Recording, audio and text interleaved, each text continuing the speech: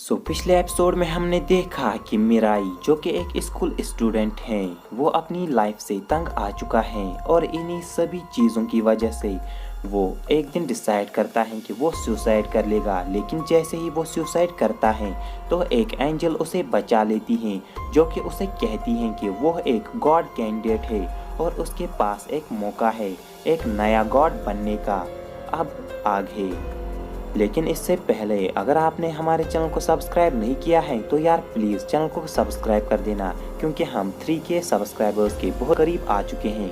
तो और किसी बकवास के बिना करते हैं हम इस वाली वीडियो को स्टार्ट।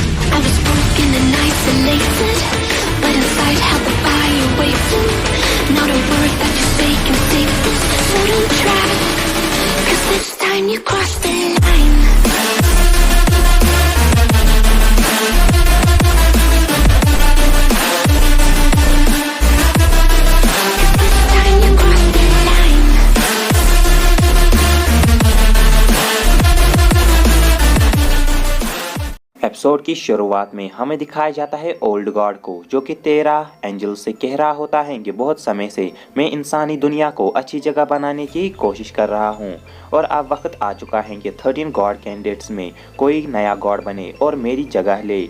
और इन 13 गॉड कैंडिडेट्स में जो नेक्स्ट गॉड बनेगा बाकी सभी एंजल्स को उसकी बात माननी होगी।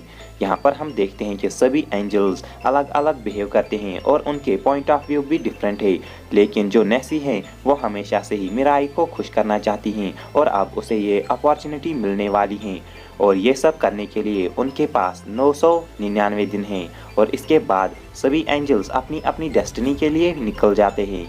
नेसी मिराई को 13 गॉड कैंडिडेट्स और एंजल्स के बारे में बताती हैं। पहले तो मिराई उसकी बात को ज़्यादा सीरियसली नहीं लेता है, लेकिन कुछ देर सोचने के बाद वो जवाब देता है कि अगर एंजल्स एग्जिस्ट करते हैं तो गॉड भी एग्जिस्ट करता होगा, लेकिन मेरा कोई इंटेंट नहीं है गॉड बनने का। नेसी उसे जवाब देती हैं कि अगर वो गॉड नहीं बनेगा तो उससे उसके एरोज और विंग्स दोनों छीन लिए जाएंगे और अगर ऐसा होता है तो मिराई अपनी हैप्पीनेस भी खो देगा।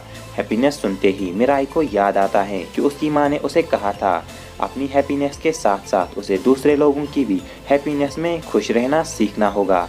तभी ये सुनकर नैन्सी उसे बताती हैं कि तुम्हारी माँ एक अच्छी इंसान होगी।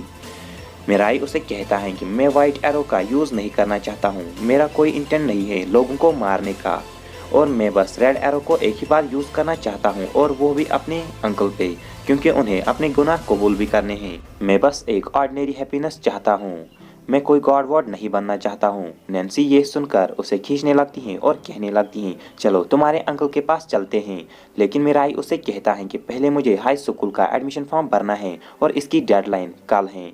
इसके बाद मिराई टीवी पर देखता है कि एक कॉमेडियन जो कि वर्ल्ड वाइड पॉपुलर हो चुका होता है क्योंकि उसे बहुत बड़ी बड़ी मॉडल्स ने प्रपोज कर लिया होता है और मिराई उस कॉमेडियन के साथ एक एंजल को देखता है जिससे उसे पता चलता है कि ये भी एक गॉड कैंडिडेट हैं। वो गॉड कैंडिडेट कहता है कि दुनिया की सारी लड़कियां मेरी हैं, मुझे लगता है कि मैं जैसे एक गॉड हूँ। ये देखकर मिराई को बहुत ज़्यादा दुख होता है उन लड़कियों के लिए। मिराई नेसी से कहता है क्या हम इन एरो से बच सकते हैं और नेसी उसे कहती हैं कि आम इंसान इन एरो से नहीं बच सकता है, लेकिन जिस पर्सन के पास एंजल विंग्स होंगे वो बहुत तेज़ हैं और वही इन एरो से बच सकता है। रेड एरोज का असर 33 डेज तक रहता है और एक इंसान पर सिर्फ एक ही बार हम रेड एरो को इस्तेमाल कर सकते हैं। उस कॉमेडियन को देखकर मिराई कहता है रेड एरो को अपने फ़ायदे के लिए यूज़ करना, ये कभी भी गॉड नहीं बन सकता है। दूसरी तरफ हमें दिखाया जाता है कि वो कॉमेडियन बहुत सारी गर्ल्स के साथ होता है और वो इंटीमेट हो रहा होता है। तभी वहाँ पर वो दूसरा गॉड कैंडिडेट आ जाता है जिसके पास एक आर्मर होता है और वो अपने हाथ से वाइट एरो निकाल कर उसे मार देता है। उसके मारते ही उन सभी लड़कियों के ऊपर रेड एरो का असर खत्म हो जाता है और वो वहाँ से भागने लगती हैं। अगले दिन हमें दिखाया जाता है कि मिराई अपना एडमिशन फॉर्म भर देता है और अब वो कहता है कि मुझे पढ़ना होगा क्योंकि मेरा एग्ज़ाम भी आने वाला है बिल्कुल मेरी तरह। इस पर नेसी उसे कहती हैं कि तुम रेड एरो को यूज़ कर सकते हो, लेकिन मिराई जवाब देता है कि मैं अपनी एबिलिटीज़ से वो एग्ज़ाम पास करूँगा। इस पर नेसी जवाब देती हैं कि तुम और वो कॉमेडियन दोनों ही गॉड कैंडिडेट्स हो, लेकिन तुम दोनों ही बहुत ज़्यादा अलग हो। मिराई इसके बाद अपना मोबाइल निकालता है और मोबाइल में वो देखता है कि उस कॉमेडियन की रहस्यमय तरीके से मौत हो गई है।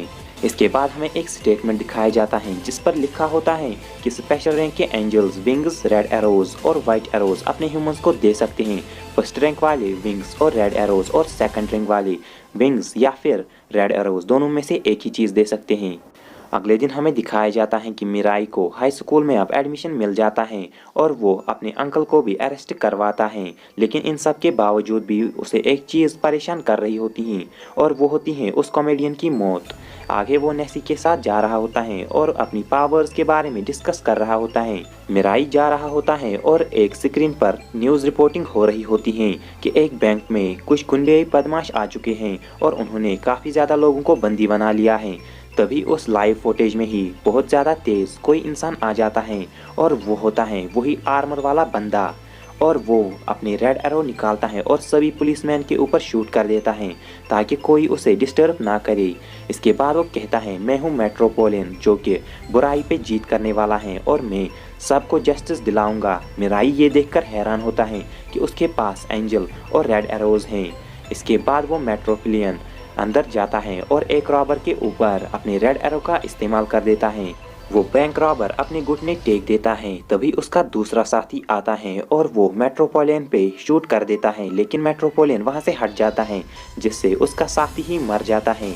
वो रॉबर मेट्रोपोलियन पे और भी ज़्यादा बुलेट्स फायर करता है, लेकिन वो बड़ी ही तेज़ी से हटता है और अपने वाइट एरो का यूज़ करके उस दूसरे बंदे को भी मार देता है और इसके बाद कहता है अब सभी हॉस्टेजेस आज़ाद हैं।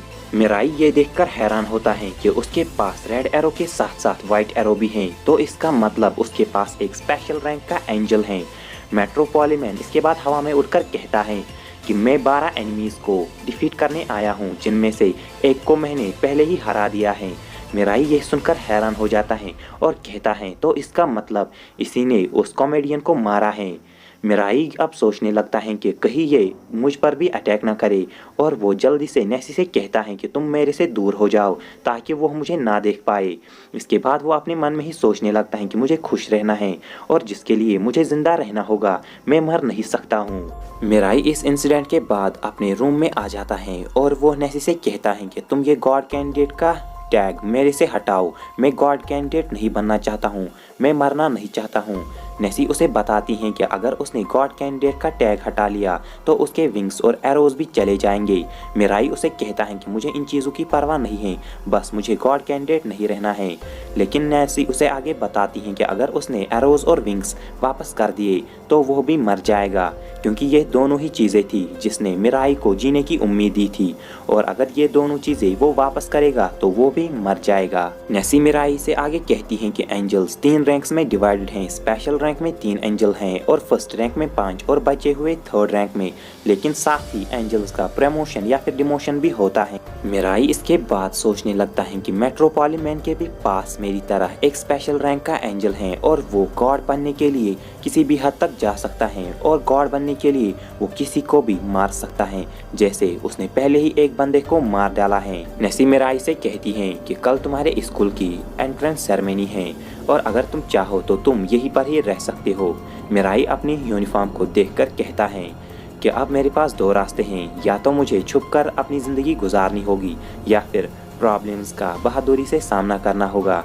और वो खड़ा होकर कहता है कि कल मैं हाई स्कूल जाऊंगा क्योंकि मैं इन 4 दीवारियों में अपनी हैप्पीनेस नहीं ढूंढ पाऊंगा। दूसरी तरफ हमें मेट्रोपोलियन का फेस रिवील दिखाया जाता है और वो भी उसी सेरेमनी के बारे में बात कर रहा होता है, क्योंकि यह भी एक हाई स्कूल का ही स्टूडेंट है।